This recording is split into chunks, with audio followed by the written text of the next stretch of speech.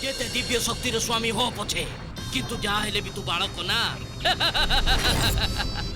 तोते जणा अछि ना अज्ञानी जे अमंगल पंच तत्वरे गढ़ाई नाही तो परिवार रो आधार को दोहले देवी मु परस्पर रक्त पिपासु हे जिवे तो आपणार जन निज भीतर संपर्क जर्जरित हे भांगी जीव एबे तमको एबाली बंधन ला बांधी बिचे आ एबे भी मुक्त हे बारिबनी उच्च चमत्कारी दिखाओ तुम शेष चमत्कारी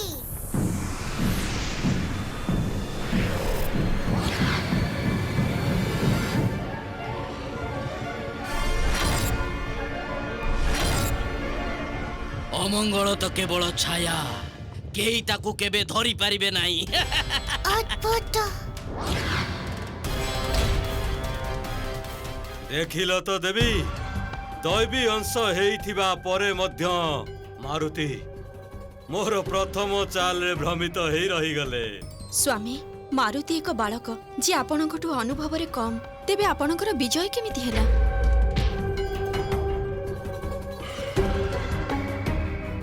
तमर ए कठोर शब्द एही कथार संकेत दउछि जे मारुति प्रति स्नेह तो अछि तमर मो उद्देश्य उपरे संदेह भी अछि देवी परंतु देवी मारुति को कष्ट भोगिबाकू ही हबो आउ से भी से पर्यंत जे पर्यंत मोर विश्वास हेइ न जाइछि जे से तांको शक्तिर अनुचित प्रयोग करिबेनी। स्वामी मु जानिछि जे आपण न्यायर प्रतीक परंतु मु मारुतिंकर एही स्थिति देखि पारुनी एबे मते ही किछि करिबाकू पड़िबो।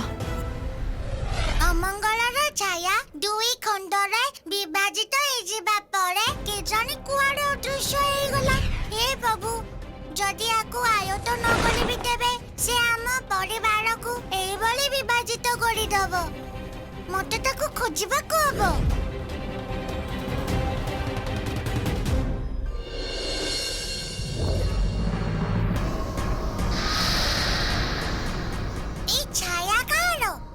मंगलर नुहे तो एबे देखुछि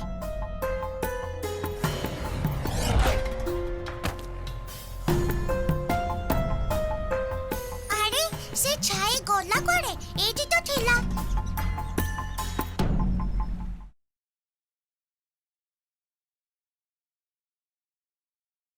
एते बड़ बनरे ए मंत्रर ध्वनि कोठु आसुछि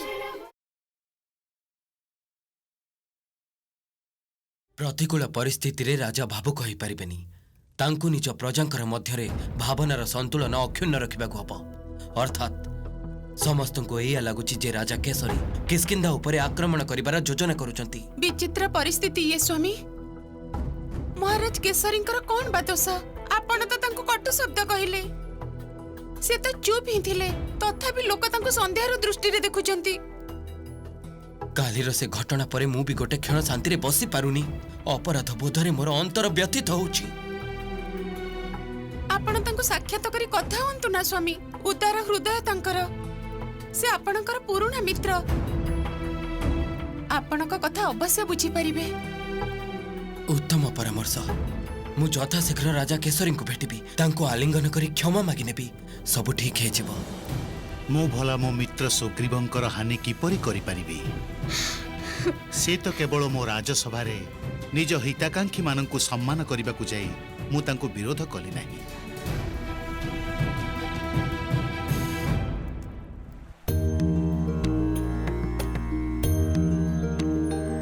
मु आपणक मधुर स्वर रे गोटे अति मनोहर चौपटी सुनिली सहसा मनरे आपणक दर्शन पाइबाकू इच्छा जागृत होला।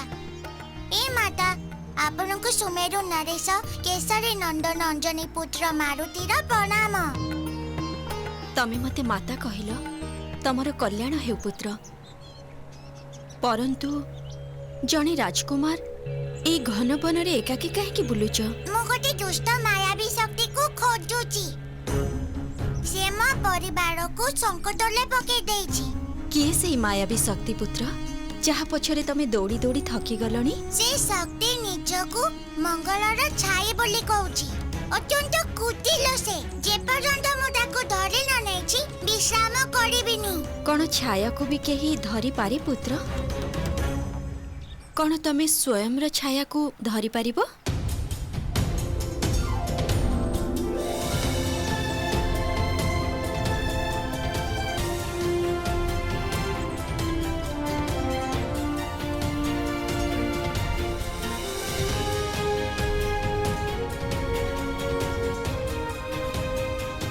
ଅର୍ଥାତ୍ ମୁଁ ସେ ଛାୟାଠୁ କେବେ ବି ମୁକ୍ତି ପାଇପାରିବିନି। କିନ୍ତୁ ମୁଁ ଏମିତି ତ କହିନି। ସାଧୁଇ ମାତା, ଆପଣ ଏହା ସ୍ମରଣ ରଖନ୍ତୁ, ମୁଁ ଏକ କୁନି ବାଳକ, ତେଣୁ ମୋର ବୁଦ୍ଧି ବି ଏବେ କମ୍ ଶକ୍ତି ଅଛି। ଏ କାରଣରୁ କୃପା କରି ସରଳ ଭାଷାରେ ବୁଝାନ୍ତୁ। ଛାୟାଠୁ ମୁକ୍ତ ହେବା ପାଇଁ ଛାୟାର କିଛି କରିବା ଆବଶ୍ୟକ ହେଇନଥାଏ। ଯୋଉ କାରଣରୁ ଛାୟା ଉତ୍ପନ୍ନ ହେଇଥାଏ ସେ କାରଣକୁ ଠିକ୍ କରିବାକୁ ପଡ଼ିଥାଏ। ଯଦି ଛାୟାଠୁ ମୁକ୍ତି ପାଇବାର ଥିବ ତେବେ ଛାଇର କାରଣକୁ ବି ଖୋଜିବାକୁ ହବ।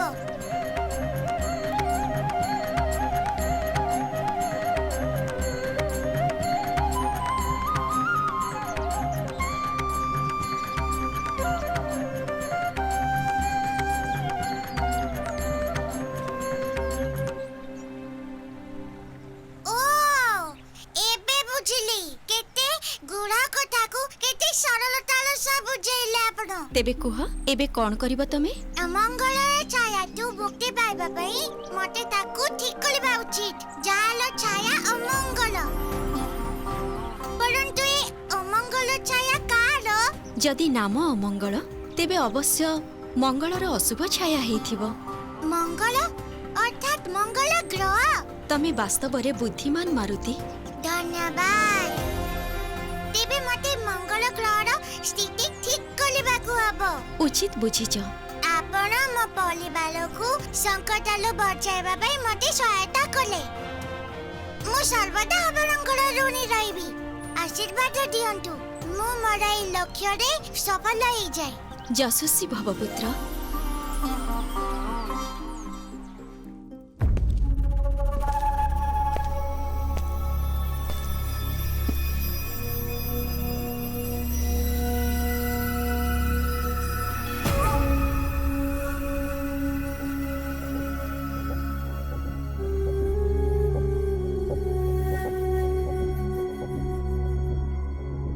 ଭ୍ରାତାକେଶରୀ, ସେଦିନର ଘଟଣାର ସ୍ମୃତି ମୋ ହୃଦୟରେ ଶୂଳି ପରି କଷ୍ଟ ଦେଉଛି।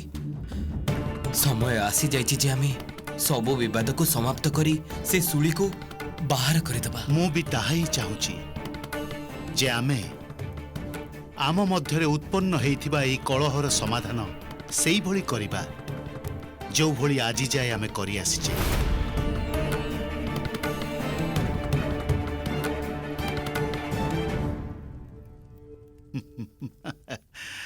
ଆସନ୍ତୁ। ବାସ୍ତବରେ ଆପଣଙ୍କର ଉଦାର ହୃଦୟ ମିତ୍ର।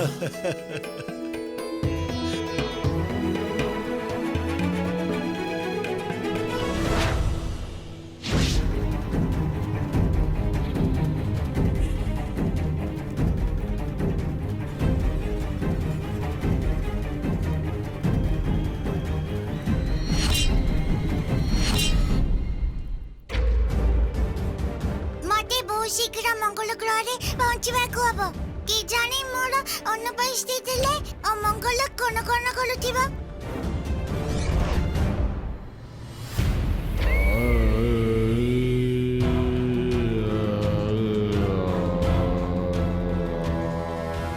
ଇଏ କଣ? ମାରୁତି ଧରିତ୍ରୀର ସୀମାରୁ ବାହାରି ଅନ୍ତରିକ୍ଷରେ କଣ କରୁଛନ୍ତି?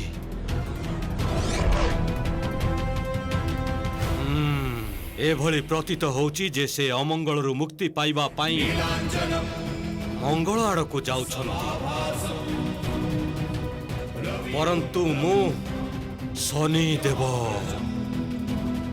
ଆଉ ମାରୁତିଙ୍କୁ ତାଙ୍କ ପ୍ରୟାସରେ ସଫଳ ହେବାକୁ କେବେ ବି ଦେବିନି।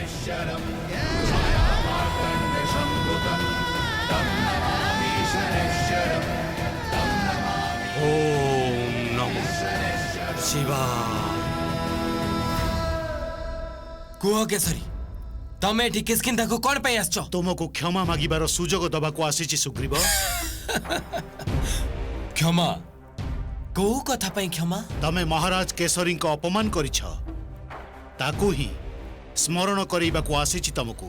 ତମେ ଆଉ ମହାରାଜ ଲାଗୁଛି ତମେ ଭୁଲି ଯାଇଛ ସେଦିନ ମୁଁ କଣ କହିଥିଲି? ତମେ ମୋ ଭ୍ରାତା ବାଳୀଙ୍କର ସମ୍ପତ୍ତିର ରକ୍ଷକ ମାତ୍ର।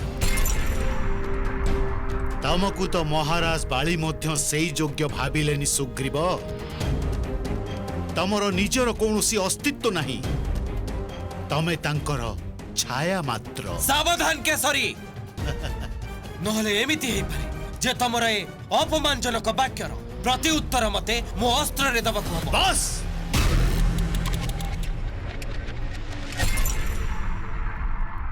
ଏବେ ତମକୁ ମୋ ଅପମାନର ମୂଲ୍ୟ ନିଜ ପ୍ରାଣ ଦେଇ ପରିଶୋଧ କରିବାକୁ ହେବ। କିଏ କାହାର ପ୍ରାଣ ନବ ଏ ନିଷ୍ପତ୍ତି ଏବେ ହେଇଯିବ।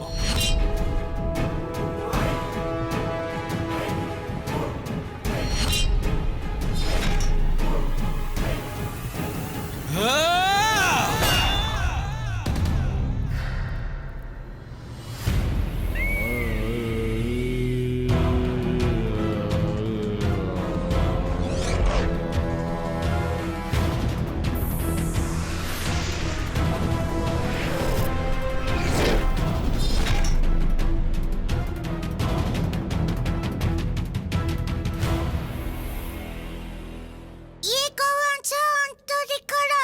ମୁଁ ତ ମଙ୍ଗଳ ଗ୍ରହ ଆଲୋକ ଆଗେଇ ଯାଉଥିଲି, ହଠାତ୍ ଏଠିକି କିପରି ଆସିଗଲି?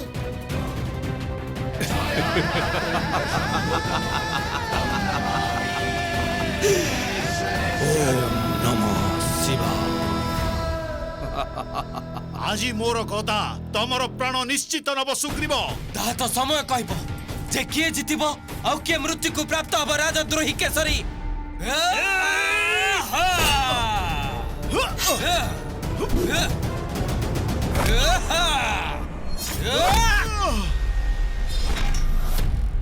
ୟା ପୂର୍ବରୁ ମୋ ପରିବାରକୁ ସେ ଅମଙ୍ଗଳ ନଷ୍ଟ କରିଦଉ। ମତେ ମଙ୍ଗଳ ଗ୍ରହରେ ବଞ୍ଚିବାକୁ ହବ, ଗତି ବଢେଇବାକୁ ହବ ମାରୁତି।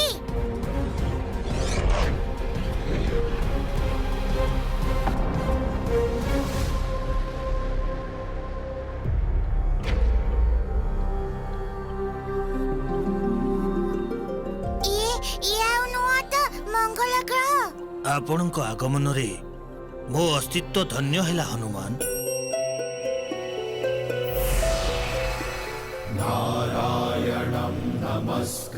ପ୍ରଣାମ। କଣ ଆପଣ ମଙ୍ଗଳ ଗ୍ରହର ସ୍ୱାମୀ ମଙ୍ଗଳ ଦେବ? ଆପଣ ବର୍ତ୍ତମାନ ବୁଧ ଗ୍ରହରେ, ମୁଁ ଏଠିକାର ସ୍ୱାମୀ ବୁଧଦେବ। ମୁଁ ବାସ୍ତବରେ ମାର୍ଗ ଭୁଲି ଯାଇଛି। ଏ ବୁଧଦେବ, ଏଠାରୁ ମଙ୍ଗଳ ଗ୍ରହ କେତେ ଦୂର? ବହୁତ ଦୂରରେ, ଅନ୍ତରିକ୍ଷର ବିପରୀତ ଦିଗରେ ଅଛି ହନୁମାନ। କଣ ଆପଣ ମୋର ମାର୍ଗଦର୍ଶନ କରେଇ ପାରିବେ? ଅବଶ୍ୟ। ମୋର ମଙ୍ଗଳ ଗ୍ରହରେ ପହଞ୍ଚିବା ଅତ୍ୟନ୍ତ ଆବଶ୍ୟକ। ସେଇ ଦିଗରେ ଯିବାକୁ ପଡ଼ିବ ଆପଣଙ୍କୁ।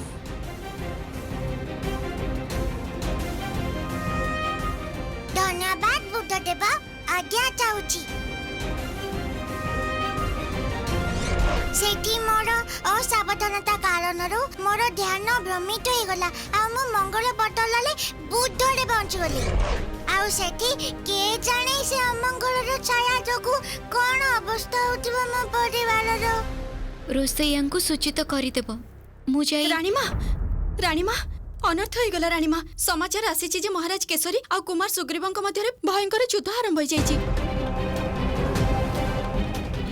ହେ ମହାଦେବ, ଯୁଦ୍ଧ ବି ଏତେ ଭୀଷଣ ଯେ ରାଜା କିଶୋରୀ ଆଉ କୁମାର ସୁଗ୍ରୀବ ପରସ୍ପର ରକ୍ତ ପିପାସୁ ହେଇ ଉଠିଛନ୍ତି। ହେ ଈଶ୍ୱର, ଇଏ ମୁଁ କଣ ଶୁଣୁଛି? ରୁମା, ୟା ପୂର୍ବରୁ ପରସ୍ପରର ପ୍ରାଣ ନେଇଯାଆନ୍ତ। ଆମକୁ ଏ ଯୁଦ୍ଧକୁ ରୋକିବାକୁ ହେବ।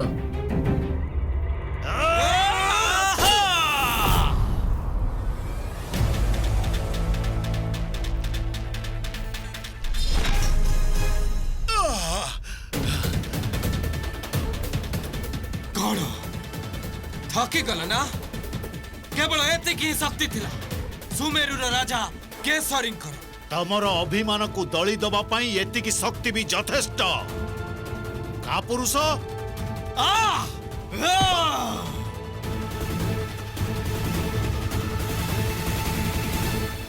हे प्रभु दुई मित्र जे परस्पर को भ्राता भाबुथिले से परस्परर परम शत्रु किपरि हेई गले परस्पर प्राण नहीं जावाकू चाहुछंती एहा केमिति संभव प्रभु शरीर पंचतत्वर सम्मिश्रण रे गढ़ा अग्नि वायु जल पृथ्वी आउ आकाश एई पंचतत्वर संतुलन रे कौनसी भी जीवर शारीरिक एवं मानसिक अवस्था सुस्थ रही थाए जदि कौनसी तत्व भी अधिक हो जाए तेबे सही समय रे से सही अनुसार आचरण करी थाए तेबे प्रभु ए समय रे महाराज केसरी आउ कुमार सुग्रीवंक भितरे कोउ तत्व अधिक अछि शनिंक प्रभाव रे अमंगलर छाया दुहिंक भितरे प्रवेश करि सारिछि जहा द्वारा अग्नि तत्वर आधिक्य हो जाइछि दुहिंक शरीर रे आउ सही अग्नि ही बुद्धि एवं विवेक को शक्तिहीन करिछि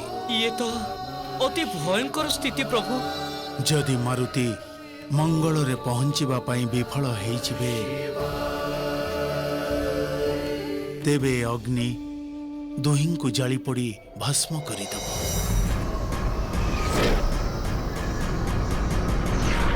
जेबे मोर दृष्टि कहा उपरे पड़ी थाए तेबे से यही भली मार्ग भूली जाई थाए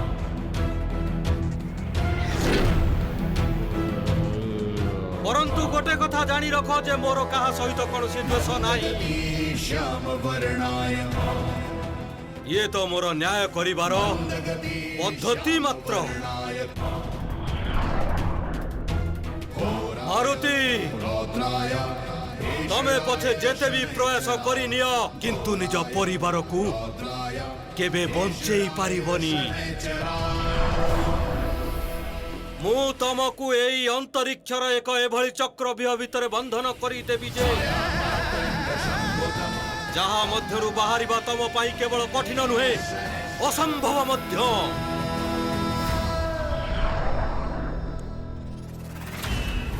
ये किभली चक्र जे मो पछ पछ चले आसुची लागुची के मायावी शक्ति मते ग्रास करबा को चाहुची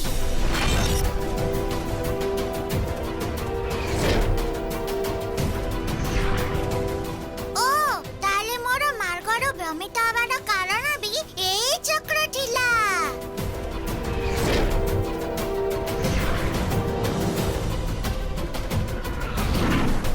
मुई तुमरा चक्र तू चाहे के भी मुक्ति पाई पारुनी कोन करबी ये जेमिति मते ग्रास न करि पारिबो चिंता करो मारुति चिंता करो ए मारुति तमे इच्छा अनुसारे निजर स्वरूप निजर आकार प्रकार परिवर्तित करि पारिबो अर्थात तमे इच्छाधारी हबो मोर ब्रह्मास्त्र भी तमको छुई पारिबोनी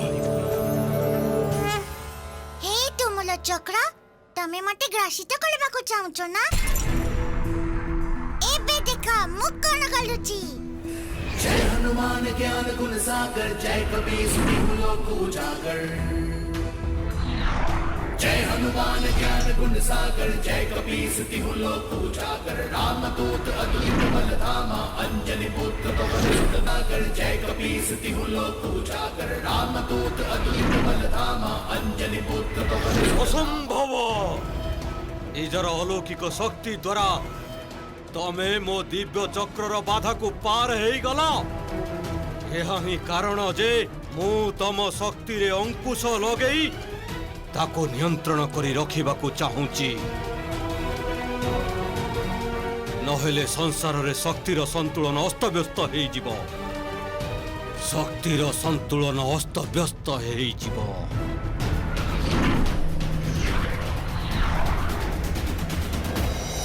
एबे तू बंचिबुनी केसरी स्वामी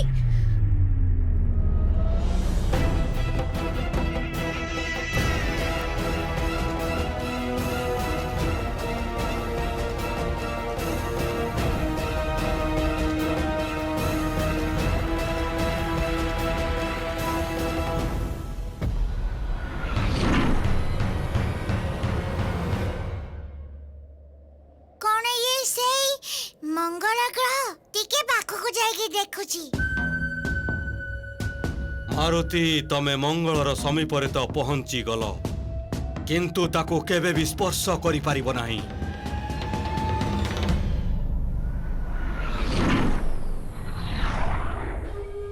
ଓମ୍ ନମଃ ଶିବାୟ। ମୋର ଏଇ ଦିବ୍ୟ ମଣି ନୀଲମ ତମକୁ ମଙ୍ଗଳ ନିକଟକୁ ଯିବା ପାଇଁ ରୋକିବ ମାରୁତି।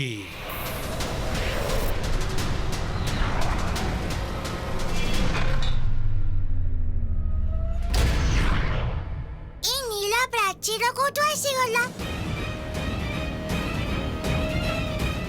ଆଉ କୌଣସି ଉପାୟ ଭାବିବାଠୁ ଭଲ ହବ ୟାକୁ ଭାଙ୍ଗି ଦେବି। ପ୍ରିୟ ଗୋଦା, ଟିକେ ଦେଖାଅ ତ ତମର ଶକ୍ତି।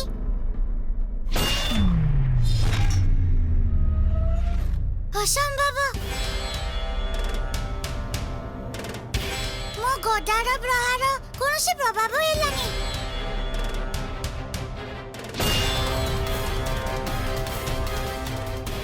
ଏ ପ୍ରାଚୀର ତ ଭାଙ୍ଗୁ